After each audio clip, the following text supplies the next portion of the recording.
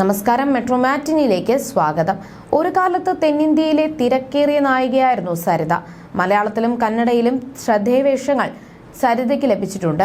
അതുവരെ കണ്ടുവന്ന നായിക സങ്കല്പങ്ങൾക്ക് പുറത്തുനിന്ന നടിയായിരുന്നു സരിത. കാതോട് കാതോരം, കുട്ടേട്ടൻ, സംഘം തുടങ്ങിയ ഒരുപിടി സിനിമകളിലൂടെ മലയാളികളുടെയും ഹൃദയം കീഴടക്കിയിട്ടുണ്ട് സരിത.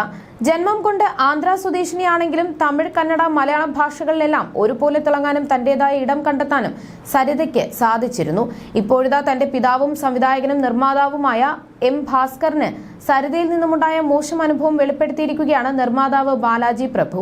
അടുത്തിടെ ഒരു യൂട്യൂബ് ചാനലിന് നൽകിയ അഭിമുഖത്തിലാണ് ദണ്ഡിക്കപ്പെട്ട ന്യായങ്ങൾ എന്ന സിനിമയിൽ നിന്നും സരിത പിന്മാറിയതിനുള്ള കാരണങ്ങളെക്കുറിച്ച് ബാലാജി പ്രഭു വെളിപ്പെടുത്തിയത്.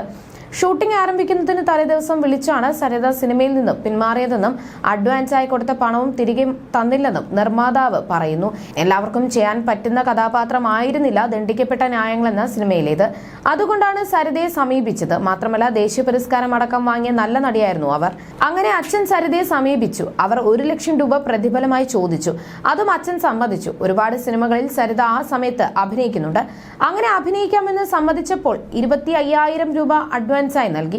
ചെക്കിലടക്കം ഒപ്പിട്ട് എഗ്രിമെന്റും എഴുതി വാങ്ങി. മൈസൂരിലായിരുന്നു ആദ്യ ദിവസത്തെ ഷൂട്ടിംഗ്. അതുകൊണ്ട് അച്ഛൻ അതിനാവശ്യമായ എല്ലാ സജ്ജീകരണങ്ങളും ചെയ്തിരുന്നു. ഷൂട്ടിന് തലേദിവസം രാവിലെ സരിതയുടെ മാനേജറുടെ പക്കൽ നിന്നും കോൾ വന്നു. ബാലചന്ദ്ര സാറിന്റെ അഗ്നിസാക്ഷി എന്ന പടത്തിൽ സരിത അഭിനയിക്കുകയാണെന്നും ഷൂട്ട് തീരാത്തതിനാൽ നാളെ വരാൻ സാധിക്കില്ലെന്നും ഒരാഴ്ച കഴിഞ്ഞ് വരട്ടെ എന്നും ചോദിച്ചുള്ളതായിരുന്നു കോൾ. ബാലിശമായി സംസാരിക്കരുതെന്നും ഷൂട്ടിന് വേണ്ട എല്ലാ കാര്യങ്ങളും ഇതിനോടകം ചെയ്തു കഴിഞ്ഞുവെന്നും ഇനി അത് മുടങ്ങിയാൽ നിർമ്മാതാവിനുണ്ടാകാൻ പോകുന്ന നഷ്ടം നിങ്ങൾക്കറിയില്ല എന്നും അച്ഛൻ തിരിച്ചു ചോദിച്ചു. അപ്പോഴും നാളെ വരാൻ കഴിയില്ലെന്നും ഒരാഴ്ച കഴിഞ്ഞ് മാത്രമേ വരാൻ കഴിയുമെന്നുമായിരുന്നു സരിതയുടെ മറുപടി. തന്നെ സിനിമയിൽ ഇൻട്രൊഡ്യൂസ് ചെയ്ത സംവിധായകനാണ് ബാലചന്ദ്രൻ എന്നും അതിനാൽ അദ്ദേഹത്തെ എതിർത്ത് വരാൻ കഴിയില്ലെന്നും സരിത ഉറപ്പിച്ചു പറഞ്ഞു. എഗ്രിമെന്റിനെ കുറിച്ച് പറഞ്ഞിട്ടും വരാൻ കൂട്ടാക്കിയില്ല. തർക്കം വലിയ വഴക്കിലേക്ക് മാറേണ്ടെന്ന് കരുതി അഡ്വാൻസ് തിരികെ തരാൻ അച്ഛൻ ആവശ്യപ്പെട്ടു. എന്നാൽ പണം തിരികെ തരാൻ കഴിയില്ലെന്നായിരുന്നു സരിതയുടെ മറുപടി. ഒരാഴ്ച കഴിഞ്ഞു വന്ന് ഞാൻ അഭിനയിക്കാം, അതുകൊണ്ട് അഡ്വാൻസ് തിരികെ തരില്ലെന്നും സരിത പറഞ്ഞു. പുതിയ നായികയെ ബുക്ക് ചെയ്യാൻ പണം ആവശ്യമാണെന്നും ഉടനടി അഡ്വാൻസ് തിരികെ തരണമെന്നും അച്ഛൻ പറഞ്ഞപ്പോൾ വാങ്ങിയ അഡ്വാൻസ് തിരികെ കൊടുക്കരുതെന്നതാണ് തന്റെ പോളിസിയെന്ന് നടി പറഞ്ഞു. കോള് കട്ടായതും അച്ഛൻ പ്രസ് മീറ്റ് വിളിച്ചു. സരിത ചെയ്തതെല്ലാം തുറന്നു പറഞ്ഞു. പിന്നീടാണ് ശിവകുമാർ സാറിന്റെ നിർദ്ദേശപ്രകാരം ലക്ഷ്മി മാഡത്തെ കാസ്റ്റ് ചെയ്യുന്നത് എന്നാണ് ബാലാജി പ്രഭു പറഞ്ഞത്. അതേസമയം അടുത്തിടെ സരിതയുടെ മേക്ക് ഓവർ ചിത്രങ്ങൾ സോഷ്യൽ മീഡിയയിൽ വൈറലായിരുന്നു.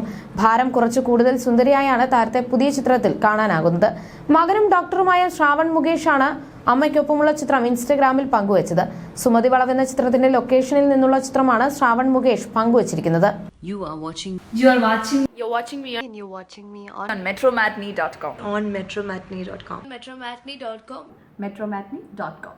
Subscribe for more videos. Subscribe for more videos. Subscribe here for more videos. Subscribe now. Thank you.